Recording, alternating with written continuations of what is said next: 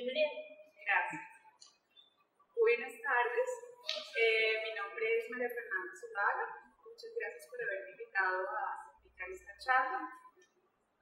Voy a hablar de la relación que se establece entre la obra de arte y el espectador y en varios elementos o factores que influyen en esta relación.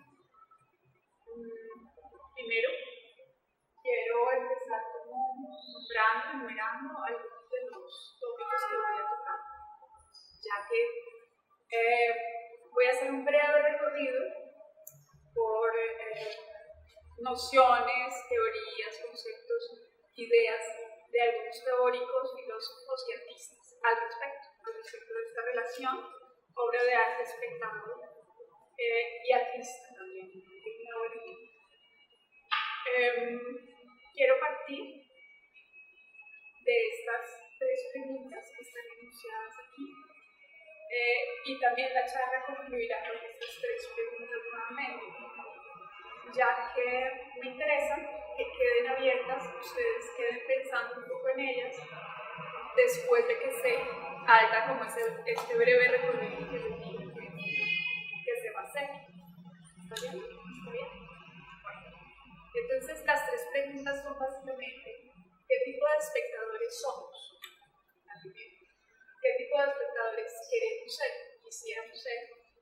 Y entre este diálogo que se establece entre el artista, la obra de arte y el espectador, cómo nos afectamos, cómo se afecta la obra y cómo nos afectamos como espectadores, cómo se afecta la obra y cómo nos afectamos como artistas también. A lo largo del recorrido que les he dicho que voy a hacer, quisiera que frecuentemente se hicieran nuevamente estas preguntas, ustedes mismos. Bueno, entonces voy a hablar primero, les voy a enumerar como de lo que voy a hablar, para que tengan una mapita general y luego me detengo en cada cosa. Primero quiero hablar un poco de la tesis de Rancière, de Jacques Rancière, sobre el espectador emancipado. Y un poco la postura que tiene Foucault y René Magritte, y Foucault sobre todo en su libro El Magritte, sobre lo que Magritte considera que debe ser el papel del espectador frente a la obra de arte. También haré referencia a cómo las imágenes se presentan de una manera para el espectador, afectan de cierta manera al espectador, y esto cambia al presentarse la obra en persona, en presencia directa.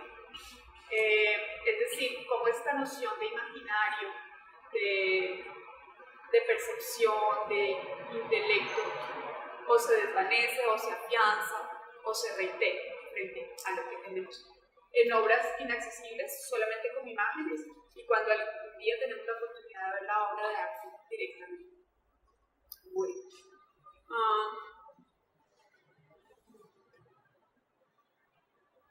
También lo que piensa de la Croix que debe ser el espectador, lo que piensa Baudelaire de la obra de Lacroix,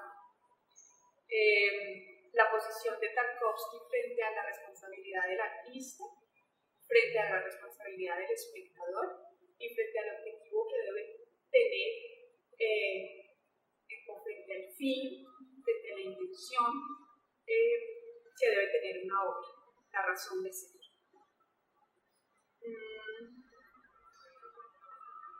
Cómo la obra cambia, también ese es otro punto que vamos a hablar, al cambiar nosotros, al evolucionar nosotros como personas, como seres humanos, y al acceder a ella en oportunidades diferentes. Es decir, el libro que se lee 3 veces, cada vez es un libro diferente.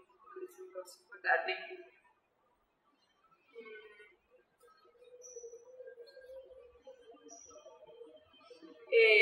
la idea de resonancia, de la que habla Kandinsky, que es cercana a la idea de Lacroix, del puente de la visión, que debe tener el espectador frente a la obra de arte, o que tiene o que sucede.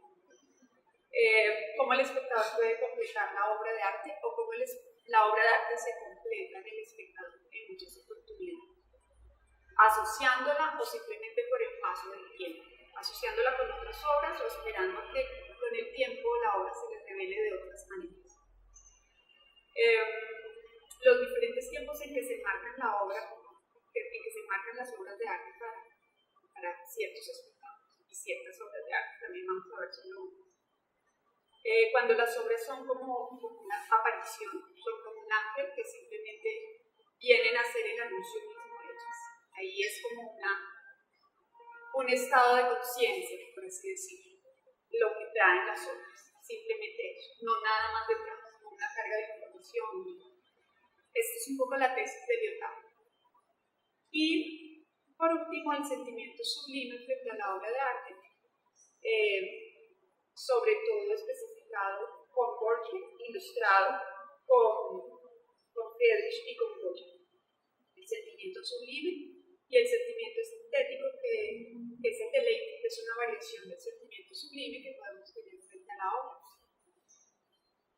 Bueno, todo esto que les enumeré pues va obviamente a estar acompañado de imágenes de obras breves, el recorrido también es breve, pero la intención es, como les decía, dejar abiertas esas tres preguntas con las que empecé y un poco pasarlas de una teoría a otra, a ver cómo que nos va diciendo una postura de un artista y de teoría a otra, revelando en nuestro papel de artistas, en nuestro papel de espectadores. Entonces, empezando con esta pequeña que un poco hace hincapié en esta cadena de acción circular, triangular, pero es como esta cadena de acción circular entre el espectador, el artista y la obra de arte. ¿Por qué digo cadena de acción circular? Porque en el acto estético y en la percepción de la obra de arte, estos, digamos, entes pasan al siguiente lugar continuamente. Es como una relación de circularidad y constante. Es decir, con esta tesis de Rancière lo podemos ver claramente. El artista, a través de la obra, se revela. Entonces pasa a ser como la obra. La obra, al presentarse al espectador, establece como se encuentra entre sus ojos. El artista también se conecta con el espectador. Y el espectador, al ver la obra, también se convierte un poco en un artista. Ya vamos a ver por qué. ¿Sí? Porque él asocia, porque le detona cosas, porque cuestiona, porque indaga, porque imagina. Y en ese sentido está creando. Y está siendo un espectador emancipado, como dice Rancière, que pues eso es como liberado, ¿cierto? Como independiente, como autónomo. Básicamente, Rancière dice que el artista no pretende instruir al espectador, no debe pretender, digamos, imponer una lección, dar un bloque de informaciones, ¿no? Ni transmitir un mensaje. Vean qué particular es esta mirada, sino que solamente el artista debe producir una forma de conciencia a través de la obra. Una forma de conciencia es como estar presente, un despertar, más que un bloque de informaciones, ¿no? Entonces, es una forma de conciencia con una intensidad de sentimiento y una energía para la acción. ¿Para cuál acción? Para la acción de emanciparse. El espectador poder emanciparse. Él dice que en el poder de disociación y de asociación que hace el espectador frente a la obra, que tiene ese poder que tiene el espectador frente a la obra de disociación y de asociación, reside la emancipación. Ser espectador no es la condición pasiva que tendríamos que transformar en actividad. Aquí van a ver, es muy diferente la postura de René Magritte como artista a esta de Rancière filósofo. Magritte sí dice una cosa casi que completamente diferente. Nosotros pensamos que todo espectador somos igual que ser, ¿no? Entonces, no es esta condición pasiva que tendríamos que transformar en actividad, es nuestra situación normal. Aprendemos y enseñamos, actuamos y conocemos también como espectadores. Y digamos en todo momento lo que vemos, lo que hemos hecho, lo que hemos soñado, lo que hemos construido. En ese sentido es que el espectador se puede ver necesariamente está realizando una acción y no tiene que cambiar nada. ¿Sí? Ya es un artista en ese sentido. Todo espectador es de por sí actor de su historia. Todo actor, todo hombre de acción es espectador de la misma obra.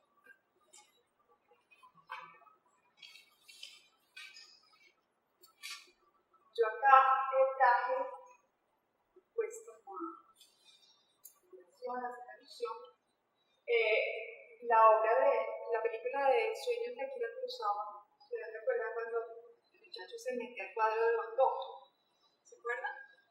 Y empieza a recorrer esos campos de vida, a ubicar el cuadro. Entonces, es un poco para ilustrar esta tesis, de alguna manera, del espectador como un espectador emancipado, un espectador que entra a la obra, que se vuelve activo frente a ella, que no tiene que hacer nada, que simplemente su condición de espectador es ya la de asociar, disociado, todo lo que nombra hoy. Esta y la película de Woody Allen, la película de Cairo, y otra que es Días de Radio, donde también el espectador se mete a la película y empieza a actuar con los personajes. Y muchas veces esto que acabamos de ver en Kurosawa y en Woody Allen nos pasa frente a un cuadro, frente a un grupo, y de pronto no somos conscientes de eso, pero sí estamos actuando. De alguna manera nos estamos emancipando. Bueno, entonces después hay otra posición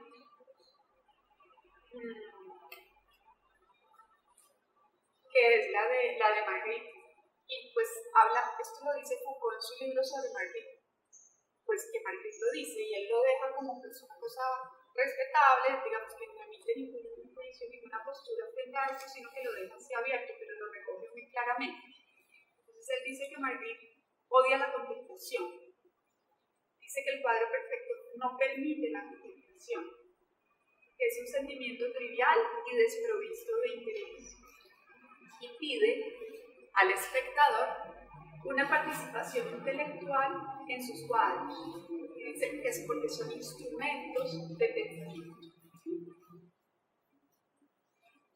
Dice que son metamorfosis de ideas, de imágenes, modos inusuales de hacer vivir el pensamiento. Entonces se exige en el espectador otra cosa, mente, intelecto, no simplemente ser, como si plantear así.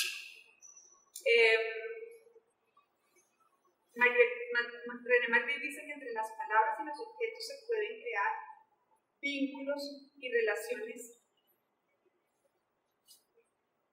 que precisan algunas características del lenguaje y de los objetos que generalmente no se dan así en la vida cotidiana, esporádicamente. Son a través del lenguaje, de los objetos y de estas relaciones y vínculos que le evocan sus obras. La intención de Magritte, por ejemplo, al elegir sus títulos, es desorientar al espectador. Los títulos de los cuadros los elegía de forma que suscitaran en el espectador un oportuno recelo ante cualquier mediocre inclinación a la autosatisfacción. Lo que nos quiere es como agradar, ser simplemente satisfacer o poner al espectador como un ser pasivo. Él decía que con sus obras lo que quería era crear vínculos entre sucesos insólitos que en ningún caso se hallaran bajo el dominio de la razón.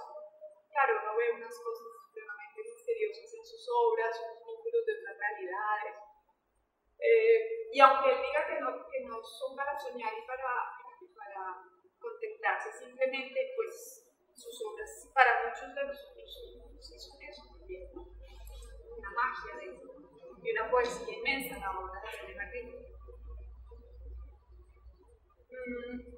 Y hay una anécdota bien particular que le sucede a alguien con las obras de Magritte, muy contraria entonces a lo que Magritte quisiera, ¿no? Y es a Machot, el poeta belga. Esto lo cuenta en su libro El Sol y la Muerte de Peter Sloterdijk, que una vez Machot comentaba que estaba pues sorprendido del poder de la imaginación, el poder de, como de esta fuerza que tienen las imágenes que representan las obras cuando no tenemos las obras, y después lo que puede ocurrir cuando vemos la obra ya directamente. Nos dio cuenta que la obra de René Magritte, él la tenía como un pedestal que le producía, le evocaba un montón de sensaciones, de sentimientos, un imaginario inmenso, y que así vivió por muchos años y escribió sobre ella, pero un día cuando tuvo la oportunidad en el taller de René Magritte de ver su obra por primera vez, sintió una profunda depresión porque la obra ya no le decía nada. Entonces, es algo bien particular, ¿no? Y contrario a lo que en principio una imagen puede ser muy plana y la obra puede ser supremamente evocadora. A él le pasó lo contrario y dice que en ese momento cayó en una profunda depresión.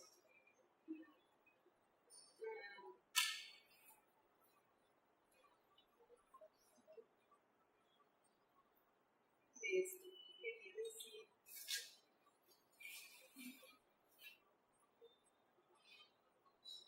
No sé, ahora lo retomo. Bueno, Delacroix tiene otra posición. Él dice que el diálogo, la posición de Delacroix, o la mirada que él tiene de esta relación obra de arte, artista, espectador, es muy parecida a la de Camus. Delacroix dice que el diálogo se debe establecer entre el artista y el espectador solamente, o sea, como directamente, y como que eso es lo fundamental de todo. La obra es simplemente un instrumento para eso, pero el sentido de todo es establecer un puente del alma del espectador al alma del actor que produce la obra, a través de la obra, obviamente. Pero fíjense como para unos lo más importante es la obra, para otros lo más importante es esa comunicación artista-espectador, casi como si la obra se desplazara en un mundo que solo tuviera una misión y no fuera ella por sí sola. Entonces, Delacroix dice que la pintura es nada más un pretexto, un puente entre el espíritu del pintor y del espectador. La pintura es un medio de propagación, un éter a través del cual se establece un puente que comunica dos almas. La principal fuente de interés en la pintura procede del alma y se dirige al alma del espectador de una manera irresistible. En la pintura se establece como un puente misterioso entre el alma de los personajes y la del espectador. Este ve figuras, naturaleza exterior, pero piensa interiormente. Es como si este afuera que está en la obra devolviera al espectador a un viaje interior, a un dentro de él, de su alma. El verdadero pensamiento, que es común a todos los hombres. La pintura permite una comunicación más sutil, casi telepática, a través de elementos como la línea, el claroscuro y el color. El arte y la pintura están por encima del pensamiento. Eso es diferente, Magritte, ¿no? Diferente. El pintor, como músico, puede dejar muchos sentidos implícitos velados, connotados. Puede sugerir.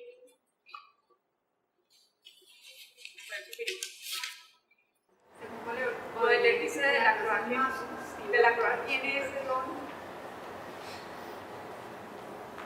Bueno, ahora veamos la posición que tiene Tarkovsky y la manera de pensar frente a lo que es el papel del artista, el papel del espectador, lo que debe ser la obra. Me parece que plantea algo muy bonito que es como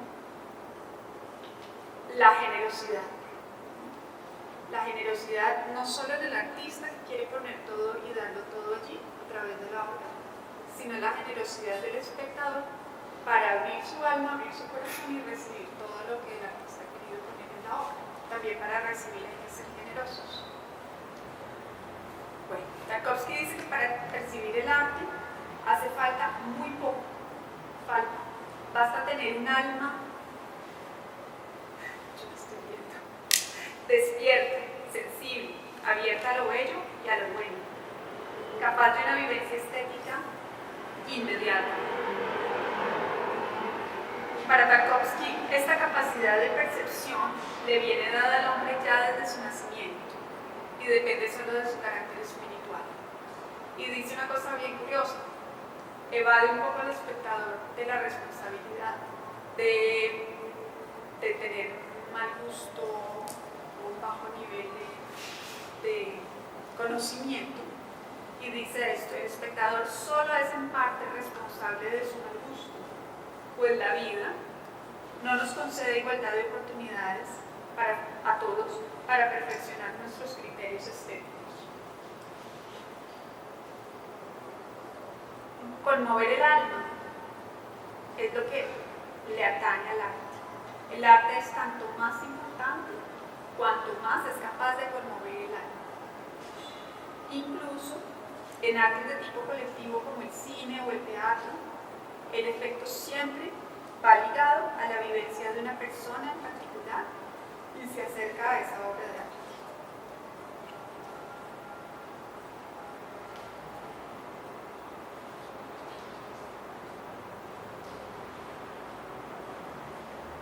Aquí pienso yo que es importante señalar que si bien lo dice Tarkovsky, no hay responsabilidad del espectador, total responsabilidad, no tener el acceso posible, la capacidad de lectura posible a una obra cuando es demasiado elevada, por así decirlo. Sí tiene, digamos, la responsabilidad de serse una mejor persona día a día, y ahí la obra también va cambiando día a día. Es decir, así como, fíjense que estaba en un vínculo, en un círculo constante esta relación, obra de arte, artista-espectador, así como el artista es la fuente de la obra, y entre mejor persona es, entre más, digamos, se preocupa por despertar el conocimiento, por evocar cosas a través de la obra, pues la obra también va a ser mejor. Y también el espectador, entre mejor es y entre más pasa un tiempo y reconoce cosas y permite que pasen cosas en él, la obra se le va revelando de otras maneras. Ustedes no sé si se han dado cuenta cuando ven una buena película 2, 3 veces, o toda buena obra, no solo una película, una buena pintura, un buen libro, que uno lo lee 2, 3 veces, cada vez le muestra una cosa diferente, cada vez se revela como si fuera otro, el mismo pero sin embargo otro. ¿Por qué? Porque nuestra pregunta también cada vez es diferente, ¿no? Quizás superior, quizás más profunda, no sé, o simplemente apunta hacia otro lado. Pero esa es la facultad de toda buena obra, pienso yo, revelarse de múltiples maneras a través del tiempo. Siempre y cuando, como les digo, el espectador también haga ese trabajo constante de tener una mayor capacidad y mayor apertura. Bueno, esa también es como una responsabilidad del artista y del espectador, y por tanto pues de la obra. Y algo muy relacionado con esto lo dice Tarkovsky, ya para cerrar esa digamos, postura de Tarkovsky frente a este tema, que dice: la única comunicación adecuada con el espectador es permanecer fiel a sí mismo. Debe decir: tengo tal respeto por el espectador, debe decir el artista, tengo tal respeto por el espectador que no puedo engañarlo. Tengo confianza en él y por eso he decidido contarle solo aquellas cosas que para mí son las más importantes, las más valiosas. Entonces, fíjense esto tan bonito y tan importante. El respeto por el espectador, la fe en él, la confianza en él, y por eso le queremos contar, por el respeto, lo más importante para nosotros y además lo más sincero, ¿sí? Porque confiamos en él. Entonces, Entonces también es una generosidad, que era como con la palabra que partía esta parte, este texto, este pequeño resumen de lo de Tarkovsky. Bueno, a Kandinsky sí, pues yo creo que en eso no voy a detener, pero él básicamente tiene una tesis muy parecida a la de Lacan, de que la obra de arte debe despertar en el espectador una cosa misteriosa a la que él llama resonancia. Entonces, en tanto que es una buena obra, produce resonancia en el alma del espectador. Y esa resonancia, para que, digamos, esa obra esté cargada y esté en posibilidad de detonar eso, de producir esa resonancia en quien la ve, él dice que es bueno preguntarse como artista frente al trabajo, frente a la obra. Esta obra creo que está como con todo anclado, todo lo esencial, como si estuviera casi grabado sobre la piedra. ¿Le puedo quitar algo? ¿O le falta algo? Entonces él dice, toda buena obra, ante toda buena obra el artista debe contestar, no puedo quitarle nada, ni puedo agregarle nada, porque sufre su esencia. Esa obra entonces está en potencia de producir esa resonancia. Si algo se le puede quitar sin que sufra su esencia, es que le sobraban cosas. Si nada se le puede agregar, o si algo se le puede agregar y sufre su esencia, pues, también era porque le faltaban muchas cosas. Entonces, aquella a la que nada se le puede quitar y nada se le puede agregar sin que sufra su esencia. Es como un punto que nos dice, ya está, hay que parar aquí, como artistas, ¿no? Bueno,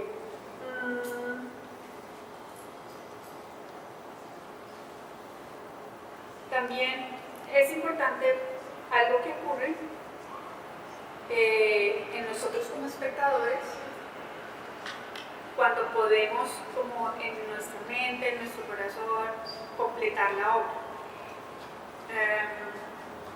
O bien comparándola con otra obra del mismo artista, o con cosas de nuestra vida, como decía Rancière, asociando, disociando, pero un poco aquí el punto es como ella como evoluciona y con el tiempo se completa también, de las formas que dije anteriormente, o porque también, siempre digo este ejemplo que me parece muy aclarador de lo que pasa con lo del efecto del tiempo en la obra, cuando vemos una película y como que tenemos una certeza, pero al otro día nos despertamos con la claridad de que es muy buena, ¿no? Entonces es un poco como en el tiempo la obra se completa, ¿sí? Y lo mismo con una obra plástica, lo mismo con una obra de teatro, lo mismo con un libro. Bueno, otro ejemplo de cómo el espectador completa la obra, pero comparándola de pronto con otras o dos obras claramente que se complementan, son El Gran Vidrio de Duchamp y la obra Dados o Gas del Umbral. Pero en realidad, si nosotros hiciéramos este ejercicio con varios artistas,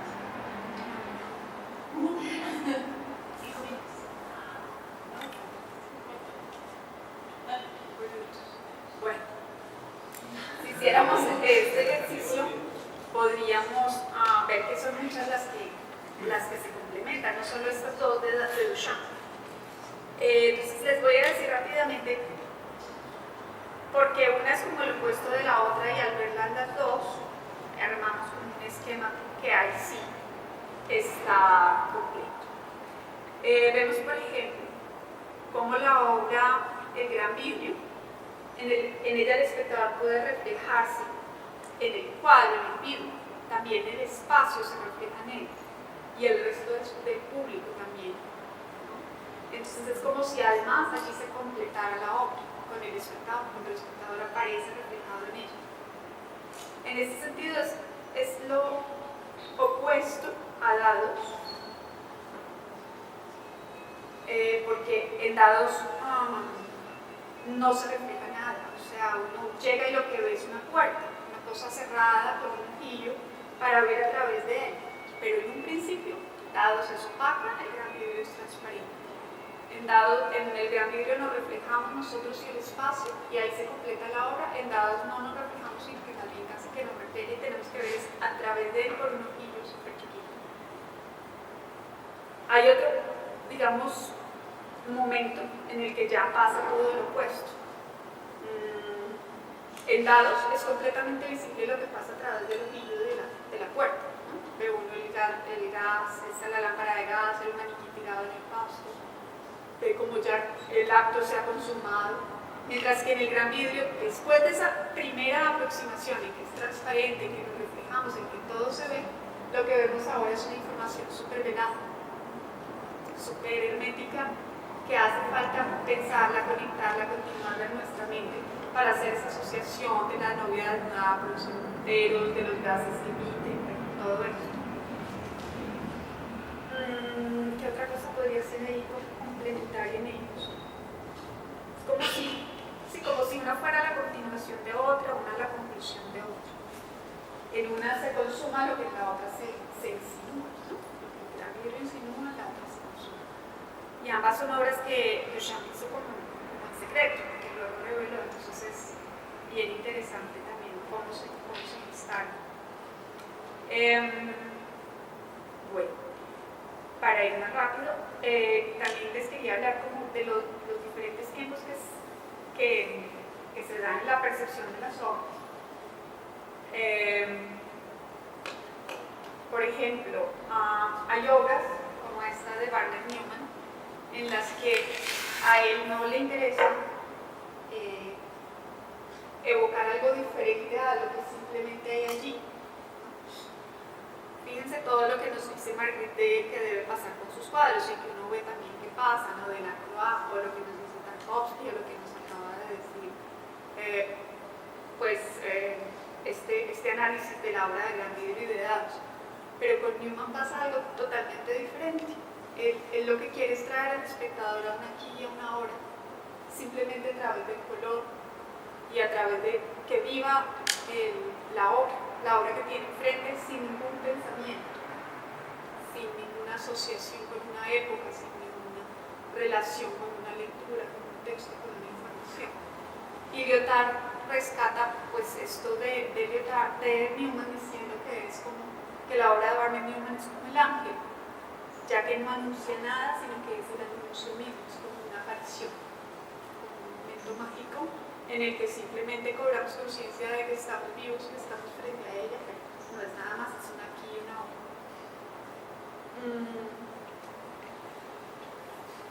Listo.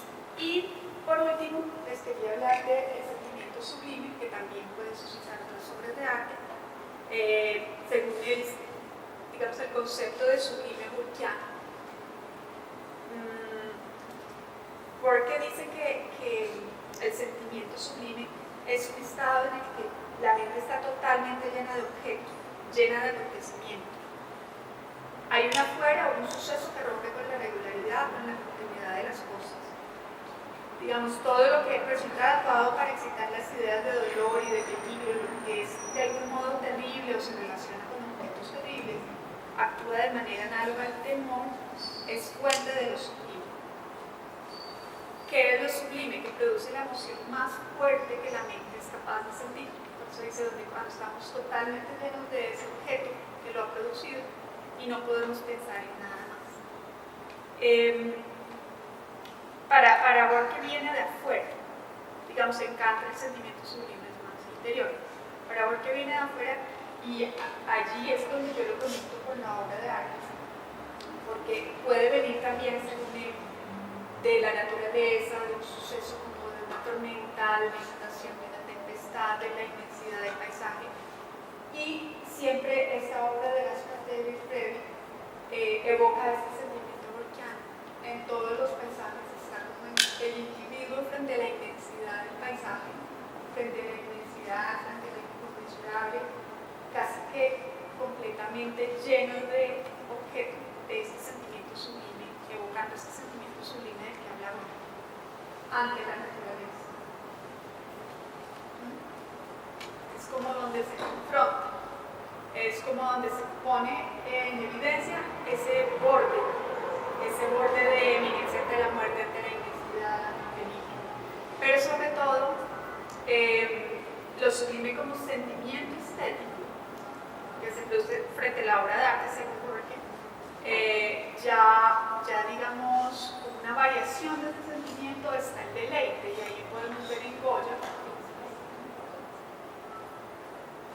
otra, digamos, variación de este sentimiento sublime de la gran labor, y es como de la inminencia de la muerte.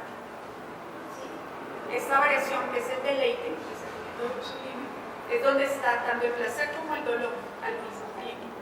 El placer, pues es un poco chistoso, pero esa es su teoría y su tesis, es como el placer de que, aunque ahí está la muerte, aunque ahí está la desolación, el vacío, el terror, yo no lo estoy sufriendo. Entonces el deleite como la tranquilidad de que no es a mí que me está sucediendo, de que es en la obra donde está pasando, y es sentir como ese descanso.